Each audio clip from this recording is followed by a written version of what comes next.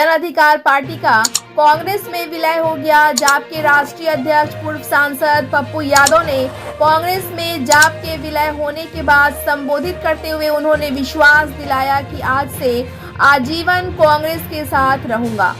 उन्होंने कहा कि देश के भविष्य राहुल गांधी हैं, उन्हें प्रधानमंत्री बनाना मेरा लक्ष्य है।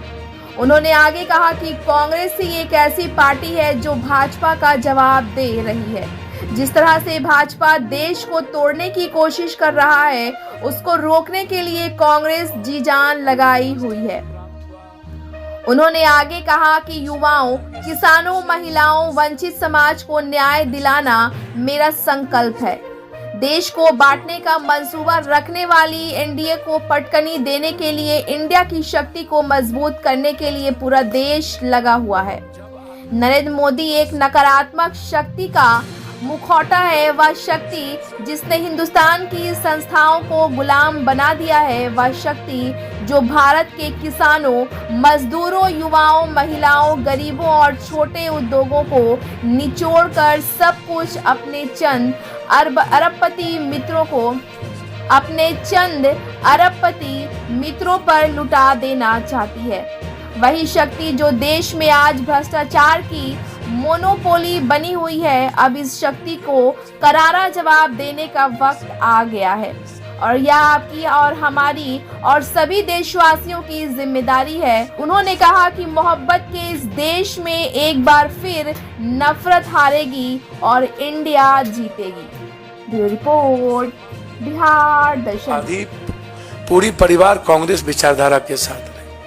आज हम, हमारे बेटे, हमारे जनरल सेक्रेटरी, कुछ लोग आए हैं, कुछ छात्र, कई MLA, ex MLA, ex minister अखलाक जी, रामचंद्र जी, अन्य लोग नहीं आ पाए चूंकि निर्णय खैरा साहब का फोन गया और जो ट्रस्ट हमें प्राप्त हुआ इस दुनिया के सबसे संघर्षशील व्यक्ति, मैं समझता हूं कि वर्ल्ड के हिस्ट्री में 4,000 सवा 4,000 किलोमीटर पैदल, 6,000 किलोमीटर बाय रोड, आज तक के हिस्ट्री में जब आदमी ट्वीट पर सबको सब कुछ बता देता हो, एक रूम से दूसरे रूम, वहां एक हाफ गंजी में माइनस में चलने की हिम्मत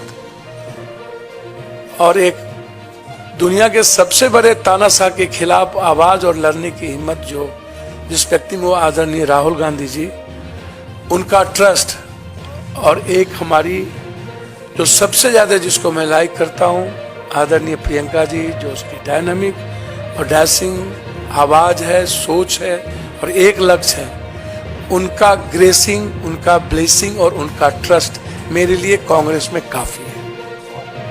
बस मैं इससे ज्यादा मुझे कुछ नहीं कहना है। इस पूरी कांग्रेस परिवार ने जो सम्मान दिया और उस दो व्यक्ति के विश्वास ने जिस तरीके से हमें हिम्मत दी, अब उस बहन प्रियंका जी और उस संघर्ष के प्रतीक राहुल गांधी जी, भले ही ईवीएम, पूंजीपति, मीडिया और सीबीआई ईडी के द्वारा कोई पीएम 400 पार कर ले, इस हिंदुस्तान के 130 करोड़ का किसी ने दिल जीता है तो राहुल गांधी है। किसी ने उम्मीद जगाया है तो राहुल गांधी जी हैं।